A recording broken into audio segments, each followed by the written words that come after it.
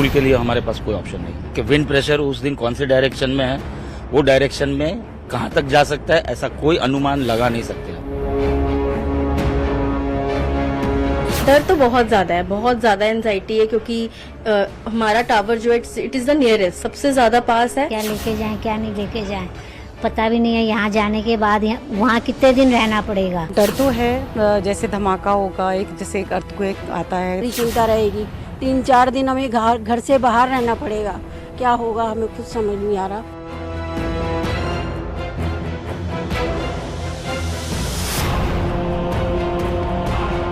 जोर का आवाज आएगा, कभी देखा नहीं इतना बड़ा ब्लास्ट होते हुए। जो पार्टिकल्स हैं वो आसपास के 15-20 किलोमीटर की रेंज में फैल सकते हैं, उन पर डिफरेंट तरह के हानिकारक दुष्प्रभाव डाल सकता है।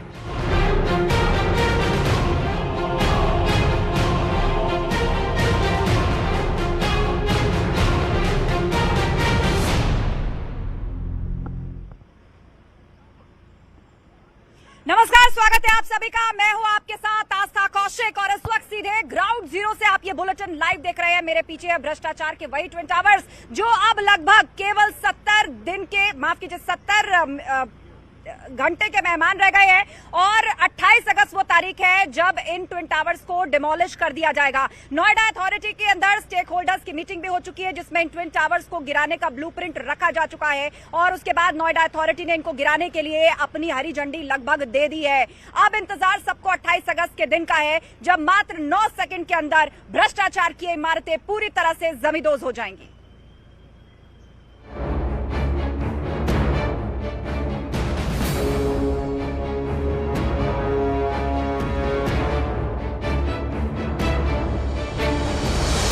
ट्विन टावर ब्लास्ट का फाइनल काउंटडाउन।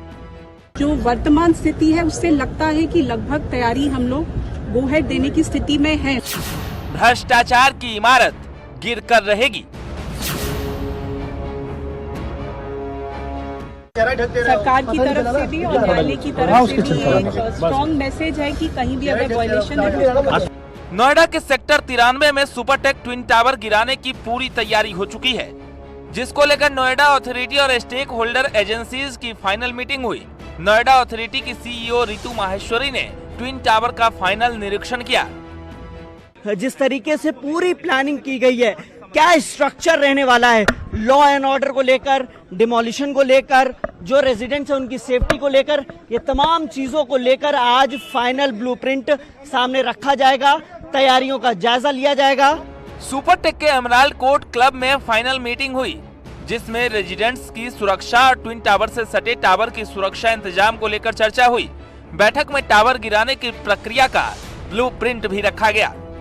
जो वर्तमान स्थिति है उससे लगता है कि लगभग तैयारी हम लोग गो हेड देने की स्थिति में है, लेकिन फिर भी अगर कोई चेंज होता है तो सुप्रीम कोर्ट ने भी हम लोग को लीवरेज दिया था कि हम लोग इसको 1 हफ्ते तक बफर रख सकते हैं। तो जो अब अभी की सिचुएशन लग रही है, लग नहीं रहा जरूरत पड़ेगी, लेकिन फिर भी हम लोग फाइनल कॉल एक बार शाम में सारी रिपोर्ट आने के बाद ले। ट्विन टावर में ग्राउंड से लेकर टॉप फ्लोर तक ब्लास्ट को लेकर वायरिंग का काम पूरा कर लिया गया है। टावर में 9640 होल्स किए गए हैं, जिसमें करीब 3700 किलो बारूद लगाया गया है। एक होल में इतना बारूद डाला गया जितना कि वो सही से जिस कॉलम में डाला जाए उसे फाड़ सके। 28 अगस्त की दोपहर ठीक 2:30 पर ट्विन टावर गिरा दिया जाएगा। ट्विन टावर में जो डेटोनेटर हैं, इसके अलावा जो वायरिंग की गई है, उनके करेक्शन का काम है, वो आज पूरी तरीके से कर लिया जाएगा और कल से यानी 26, 27 2 दिन और 28 तारीख को 2:30 बजे से पहले तक रोजाना की डेली रिपोर्ट तैयार की जाएगी और रिपोर्ट में क्या कुछ रहेगा, रिपोर्ट में जो करेक्शंस हैं उनके क्या मापदंड हैं, किस तरीके से करेक्शन किया जा रहा है या कोई चूक रह गई है, ये तमाम चीजों को अगले 2.5 दिनों तक वेरीफाई किया जाएगा। ट्विन टावर गिरने के बाद एयर पोल्यूशन को लेकर भी नोएडा अथॉरिटी ने कार्य योजना तैयार कर ली है। बस अब इंतजार 28 अगस्त का है, जिस दिन भ्रष्टाचार की इमारत जमींदोज हो जाएगी। नोएडा से हिमांशु शुक्ला के साथ टीम न्यूज़ 18। तो तो भ्रष्टाचार के ये जो ट्विन टावर्स है ये 100 मीटर से भी ज्यादा ऊंचे हैं, यानी कि जो कुतुब मीनार है, जी हाँ, कुतुब मीनार से भी 30 मीटर ऊपर है भ्रष्टाचार के ये ट्विन टावर, जिनको गिराने की तैयारी जो है वो पूरी कर ली गई है। और देश में ये ऐसा पहली बार होगा जब भ्रष्टाचार की इमारतें पलक झपकते ही धड़ाम हो जाएंगी। 28 अगस्त का दिन और दोपहर 2:30 बजे का समय, जब 9 सेकंड के अंदर ये ट्विन टावर पूरी तरह से मलबे में तब्दील हो जाएगा।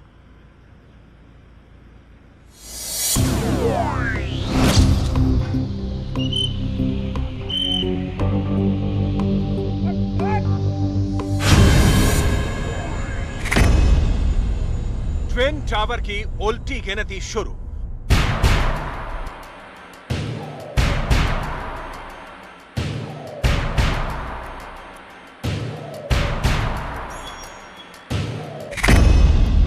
बस कुछ घंटे और धड़ाम हो जाएगा ट्विन टावर। आसमान को मुंह चिढ़ाते ये ट्विन टावर अब बस चंद घंटों के मेहमान रह गए हैं, क्योंकि करप्शन के इन 2 टावरों को गिराने के लिए सारी तैयारियां पूरी हो चुकी हैं। सीधी तस्वीरें दिखाते हैं जो ट्विन टावर है उसके आसपास की जो सोसाइटी है वहां क्या इंतजाम है और कितनी प्रॉक्सिमिटी है, कितने पास है। ये देखिए आप, पहले तो आप ट्विन टावर के पीछे आप देखेंगे तो ये बड़े बड़े गड्ढे यहाँ पर किए गए हैं और यहाँ आप देखें कि टायरों को भी रखा गया है। ये जो जिस दिन ब्लास्ट होगा उसमें काम आने के लिए ये प्रोसेस यहाँ किया जा रहा है। और इसके बाद मैं आपको दिखाऊं तो ये टावर की तस्वीर आप देखिए कि किस तरीके से पूरा कवर किया गया, क्योंकि नीचे की तरफ विस्फोटक लगाए गए हैं, ऐसे में पूरा इन्हें कवर किया गया है। और प्रॉक्सिमिटी जो फ्लैट्स यहाँ पर हैं वहां से कितने नजदीक हैं ये भी जरा आप तस्वीरों में देखिए। और यहां से बिल्कुल पास में ये तमाम फ्लैट्स को यहां कवर करके रखा गया है और यहां ताकि धूल डेब्री ना पहुंचे, मलबा ना पहुंचे, इसकी पूरी कोशिश है। 28 अगस्त को घड़ी जैसे ही दोपहर 2:30 बजे का वक्त दिखाएगी, एक बटन दबेगा और इन 2 टावरों का वजूद हमेशा हमेशा के लिए खत्म हो जाएगा। नोएडा के ट्विन टावर को गिराने के लिए करीब 3500 किलो विस्फोटक का इस्तेमाल हुआ है।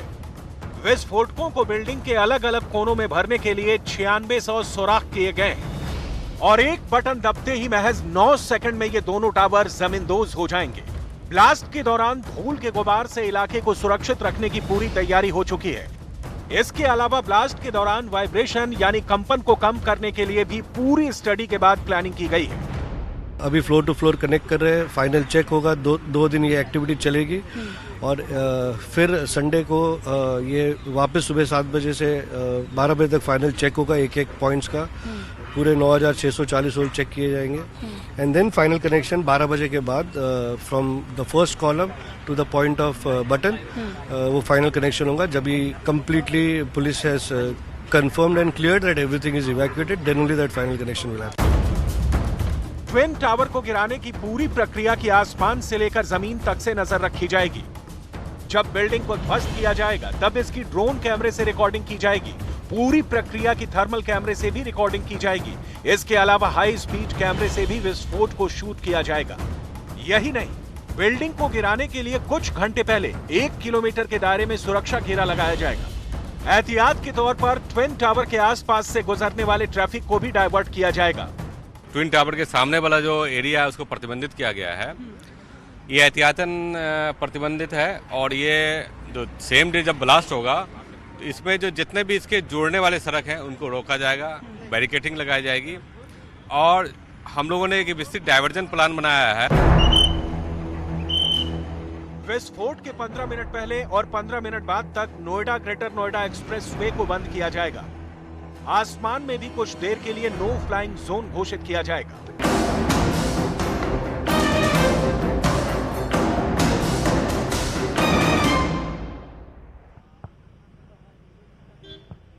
तो भ्रष्टाचार की यह इमारत जल्द ही जमींदोज होने वाली है। उसके चलते जो आसपास की सोसाइटीज हैं, वहां के लोगों की जो धड़कनें हैं वो बढ़ी हुई हैं और इसका कारण है वो मलबा, वो धूल जो इन टावर्स के डिमोलिश होने के बाद उड़ेगी। बताया जा रहा है कि उसका दायरा 2 से 3 किलोमीटर तक हो सकता है। ये टावर्स तो अपने आप यूं ही ढह जाएंगे, लेकिन जो मलबा और धूल उड़ेगा वो आसपास लोगों की चिंताएं बढ़ा रहा है। खास तौर पर उन लोगों को जिनको सांस लेने में तकलीफ होती है या जो छोटे बच्चे हैं या बुजुर्ग हैं, उनके लिए ये धूल और प्रदूषण जो है वो काफी संवेदनशील माना जा रहा है।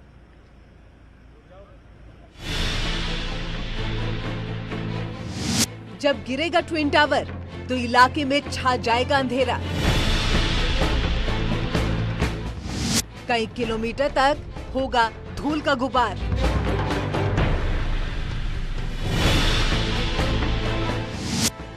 नोएडा की फिजा में होगी धूल ही धूल।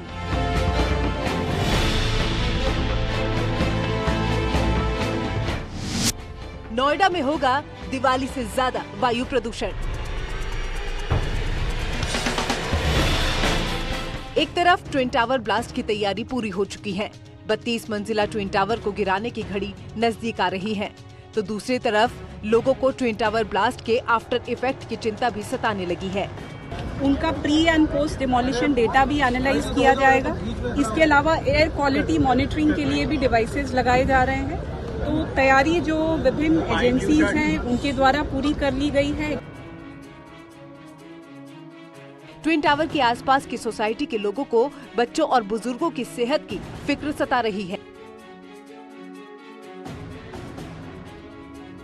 ट्विन टावर गिरने के बाद हवा में जो धूल उड़ेगी उससे वायु प्रदूषण किस हद तक बढ़ेगा, इसको सोचकर ही लोग डरे हुए हैं। ऐसे में ट्विन टावर में 3700 किलो विस्फोटक से कितना शोर उठेगा, ये सोचकर ही लोगों की नींद उड़ चुकी है। दिवाली पे पटाखे छुड़ाते हैं तो पूरी रात पूरी सवेरे तक भी इसका असर नहीं जाता बारूद का, और वो 2-3-4 घंटे लगातार हम आतिशबाजी छुड़ाते हैं, तब उसका असर पूरी रात और अगले दोपहर तक रहता है। लेकिन ये तो फ्यू सेकंड्स, मतलब 20 सेकंड या 30 सेकंड के दरमियान 3750 किलो बारूद जब एक बार ब्लास्ट होगा, उस वक्त स्मोक भी होगा, उसमें कंक्रीट और सीमेंट की भी डस्ट होगी, कितने किस्म के पोल्यूशन इसमें होंगे। Even Edifice do not know what will be the result at last, उनको खुद को नहीं पता है। दिवाली के दौरान नोएडा में ध्वनि प्रदूषण का लेवल 80 डेसिबल तक पहुंच जाता है, जो सुनने की क्षमता से बहुत ज्यादा होता है। अधिक शोर में रहने से लोगों में बहरापन, कान दर्द, कान में झंझनाहट, चिड़चिड़ापन, सर दर्द जैसी शिकायतें बढ़ती हैं।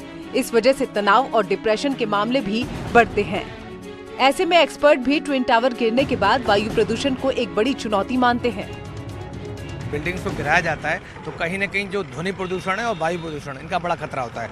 और खास बात करें तो वायु प्रदूषण कि जो पार्टिकल्स हैं वो आसपास के 15-20 किलोमीटर की रेंज में फैल सकते हैं। वो जितने भी लोग हैं, चाहे ह्यूमन बींग नॉर्मल हैं, अस्थमेटिक लोग हैं, हार्ट पेशेंट्स हैं, प्रेग्नेंट की महिलाएं हैं, गर्भवती महिलाएं हैं, या जो बच्चे हैं, खास करके छोटे बच्चे हैं, उन पर डिफरेंट तरह के हानिकारक दुष्प्रभाव डाल सकता है। ट्विन टावर गिरने के बाद इलाके में 60,000 टन से ज्यादा मलबा होगा, जिसे हटाने में ही प्रशासन को 3 महीने तक का समय लग सकता है। ऐसे में मलबे से उठने वाली धूल लोगों को कई दिनों तक परेशान कर सकती है।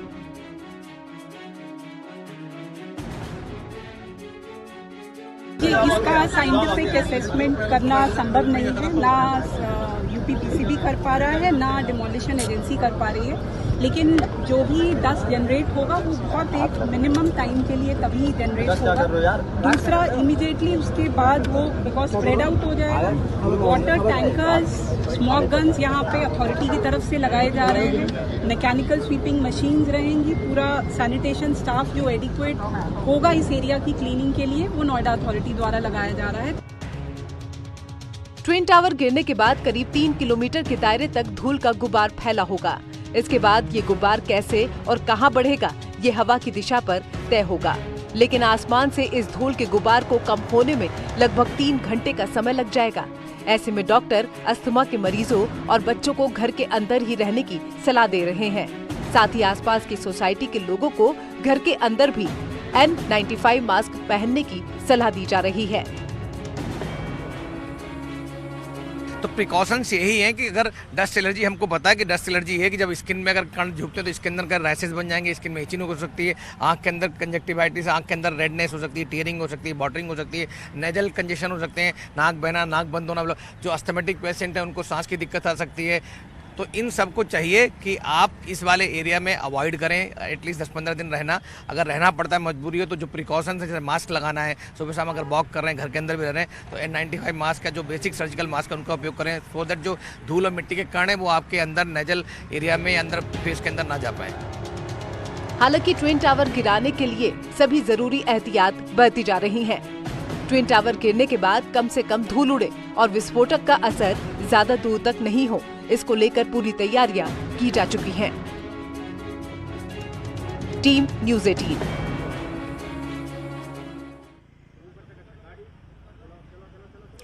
तो सुपर टेक के ये ट्विन टावर्स जब गिरेंगे तो उससे उड़ने वाली धूल जो है वो लोगों के लिए चिंता का सबब बनी हुई है। और इसका आलम ये है कि जो आसपास सोसाइटीज में रहने वाले लोग हैं वो या तो अपने किसी रिश्तेदार के घर पर जाकर शिफ्ट हो रहे हैं, कुछ लोग किराए के मकान में शिफ्ट हो रहे हैं, या उन्हें ये चिंता सता रही है कि आखिर कुछ घंटे जब तक ये डिमोलिशन चलेगा उसके बाद जो यहाँ धूल उड़ेगी, जो पोल्यूशन फैलेगा, उससे खुद को और अपने परिवार या बच्चों को या बुजुर्गों को बचाने के लिए उन्हें कहाँ जाएं। तो इस वक्त चर्चा का विषय लोगों के बीच में यही बना हुआ है कि आखिर इस धूल के गुबार और प्रदूषण से आखिर बचा कैसा जाए, खासतौर पर वो सोसाइटीज जो इन ट्विन टावर्स के बिल्कुल जड़ में ही हैं।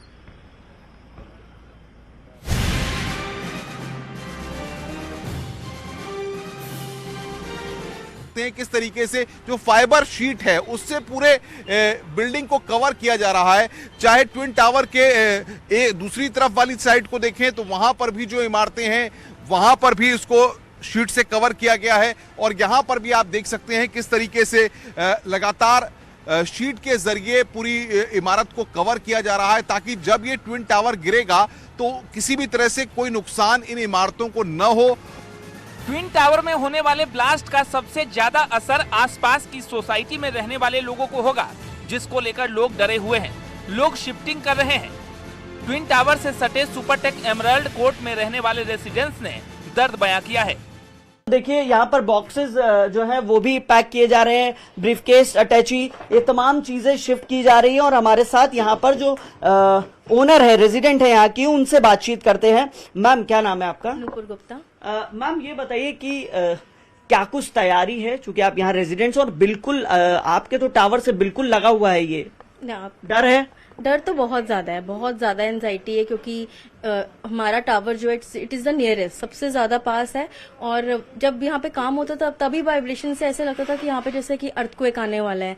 तो जब एक्चुअल में डिमोलिशन होगा, so we just keeping our finger cross कि हमारे घर को कुछ ना हो, सो दैट हम आराम से वापस आके यहाँ पर रह सके। ध्वस्त होने वाले सुपरटेक ट्विन टावर के सबसे करीब एस्टर 2 के 11वें मंजिल पर रहने वाले परिवार ने अपना दर्द बताया, जिनके परिवार में बुजुर्ग पिता, प्रेग्नेंट महिला सहित 10 लोग हैं। यहाँ तक क्या लेके जाएं, क्या नहीं लेके जाएं, पता भी नहीं है। यहाँ जाने के बाद वहाँ कितने दिन रहना पड़ेगा, इस मकान की क्या पोजीशन रहेगी, कुछ समझ नहीं आ रहा। दिमाग कुछ काम नहीं कर रहा है, बहुत ज्यादा परेशान हो रहा है। तो और क्या क्या बताया? मैं प्रेग्नेंट हूँ और मुझे नीचे जाने में इतनी प्रॉब्लम होती है कि इतनी ज़्यादा यहाँ से डस्ट आती है कि मुझे खांसी अभी तक रुक नहीं रही है। आई एम 8 मंथ प्रेग्नेंट और 6 मंथ से मुझे लगातार इतनी खांसी है जिससे मैं नीचे तक नहीं जा पा रही हूँ। लोग घर खाली कर जा रहे हैं, लेकिन जिन लोगों के पास कोई ठिकाना नहीं है उनके लिए सिल्वर सिटी सोसाइटी ने ठहरने का इंतजाम किया है। यहाँ पर बेड लगाई गई है, साथ ही ब्लास्ट को लाइव दिखाने के लिए प्रोजेक्टर भी, पार्किंग, खाना पीना के साथ तमाम इंतजाम किए गए हैं। तो अपने आप अरेंजमेंट्स कर लिए हैं, पर जो लोग अरेंजमेंट नहीं कर पाए हैं अभी तक, क्योंकि होटल्स भी काफ़ी ओवरबुक्ड हैं, वो सब इश्यूज भी हैं, तो उनके लिए हमने आसपास के 1-2 सोसाइटीज़ ने ये सोचा है कि हम लोग उनके लिए व्यवस्था करें। तो हमने अपने क्लब हाउस में उनके लिए पूरी व्यवस्था करी है। सुबह जितने बजे वो 7 बजे 6 बजे जब भी इवैक्यूएट करके आना चाहे यहाँ पर, तो उनके रहने की, बैठने की, यहाँ पर बेडिंग्स भी होंगे, सिटिंग अरेंजमेंट्स भी होंगे, उन सब की व्यवस्था यहाँ पे की गई है। लंच और स्नैक्स सब करेंगे, और हमें लग रहा है कुछ बड़े बूढ़े भी होंगे, ऑब्वियसली उनको खाना पीना लगातार चाहिए, सो हम उनको छोड़ नहीं सकते हैं वो टाइम पर। वो सब अरेंजमेंट्स किए हैं और वो फ्रेश खाना बनेगा उन सब के लिए। ब्लास्ट से दूर दूर तक धूल और मलबा उड़ने की संभावना है। आसपास की सोसाइटी तो खाली कर दी गई है, लेकिन 1 किलोमीटर तक की सोसाइटी में रहने वाले लोग डरे हुए हैं। बच्चे हैं, बुजुर्ग हैं, उन्हें धूल से कैसे बचाया जाए, इसकी तैयारी में जुटे हुए हैं। मिक्स फीलिंग्स है, बिकॉज हमारे घर में बुजुर्ग भी हैं, तो उनके लिए थोड़ा सा वरिड है कि इतना जोर का आवाज़ आएगा, कभी देखा नहीं इतना बड़ा ब्लास्ट होते हुए। किड्स है, उनका अलग है, उनको लग रहा है कोई मूवी का सीन रिक्रिएट होने वाला है जहाँ पे एक बॉम्ब होगा और सब चीज़ें टूट जाएंगी। बट या it is a mixed feeling, little bit scared. कभी ऐसी चीज़ देखी नहीं है पहले। इतनी बड़ी बिल्डिंग है, इतनी सारी सोसाइटीज़ आसपास में रहने वाले हैं, बहुत सारे बुजुर्ग हैं, बहुत छोटे बच्चे हैं बिल्कुल। So that veg yes. Blast से उड़ने वाले धूल के गुबार से कई तरह की बीमारियां भी हो सकती है। खासकर उन लोगों को ज्यादा परेशानी हो सकती है जिन्हें सांस की तकलीफ है।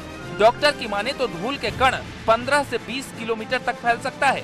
फिलिक्स हॉस्पिटल ने अपने स्तर पर लोगों के लिए तैयारियां कर रखी है। बिल्कुल, हमारा इसके जो सोसाइटी है उनसे टाई अप हो चुका है ऑलरेडी। इनके अंदर जो बहुत सारे 10 से 15 पेशेंट ऐसे हैं जो बेड रिडन हैं, जो इनको नर्सिंग केयर या मेडिकल केयर की आवश्यकता है, उन लोगों को हम लोग आज कल में शिफ्ट कर लेंगे। और जो व्यक्ति ऐसे हैं जिनको उस समय कोई दिक्कत होती है, उसके आसपास सिटीजन्स को या कोई भी ऐसा इंसिडेंट होता है जिसकी में मेडिकल हेल्प की जरूरत पड़ सकती है, फिलिक्स हॉस्पिटल की ambulance, direct doctors, nursing staff, सारे हाई अलर्ट्स में हम लोगों ने लगभग 50 बेड उनके लिए रिजर्व किए हुए हैं। ब्लास्ट को लेकर आसपास के सोसाइटी में डर का माहौल है। कोई 4 दिन के लिए शिफ्ट कर रहा है तो कोई 5 दिन। तो सुपरटेक के ट्विन टावर्स गिराए जाने पर केंद्रीय शहरी राज्य मंत्री कौशल किशोर ने कहा है कि इससे बिल्डर्स के अंदर एक डर पैदा होगा और ऐसे लोगों को फौरन जेल भेजा जाना चाहिए। का नक्शा बनाते हैं और उसका शिलान्यास करते हैं और एडवर्टीजमेंट कर देते हैं और बुकिंग शुरू कर देते हैं। लोगों से, जनता से पैसा वसूल लेते हैं और फिर वो फ्लैट बनाते नहीं या फ्लैट 5-5, 6-6 साल, 10-10 साल तक देते नहीं। उनके गरीब के पैसे से, आदमी के जो खरीदार है उसके पैसे से जो है वो अपना काम करते हैं और लाभ उठाने का काम करते हैं। और दूसरे जो बिल्डर्स हैं जो लोगों की कमाई, लोगों का मेहनत का पैसा मार करके और बिल्डिंगें बनाने के बजाय बिल्डिंग के नाम पर, फ्लैट के नाम पर पैसा लेते हैं, उनके खिलाफ भी एक नज़ीर पेश होगी और कार्रवाई भी होगी। और सरकार इसको आर्थिक क्राइम की श्रेणी में निश्चित तरीके से मानती है और मैं समझ रहा हूँ ये आर्थिक क्राइम है, जेल भेजना चाहिए ऐसे लोगों को। तो निश्चित रूप से भ्रष्टाचार के जब ये ट्विन टावर जमींदोज होंगे तो लोगों के बीच में जो हताशा हुआ करती थी, एक जो सोच हुआ करती थी कि बिल्डर्स का कभी कुछ नहीं हो सकता, ये बिल्डर्स बहुत पहुंच वाले होते हैं, लोगों का पैसा फंस जाता है, लेकिन करप्शन की इमारतों का कभी कुछ नहीं हुआ। तो निश्चित रूप से 28 अगस्त वो तारीख होगी जो गवाह बनेगी, लोगों को आत्मविश्वास से भरेगी कि भ्रष्टाचारी बिल्डर्स पर भी कार्रवाई होती है उस वक्त जब ये दोनों ट्विन टावर्स मलबे के ढेर में तब्दील हो जाएंगी। तो फिलहाल ग्राउंड जीरो से फिलहाल इतना ही, लेकिन न्यूज 18 यूपी उत्तराखंड पर यह बड़ी कवरेज लगातार जारी रहेगी। 70 घंटे की महा कवरेज में हम पल पल आपको बताते रहेंगे ट्विन टावर डिमोलिशन से जुड़ा हर एक अपडेट। फिलहाल मुझे दीजिए इजाजत, लेकिन आगे की खबरों के लिए आप जुड़े रहिए हमारे साथ।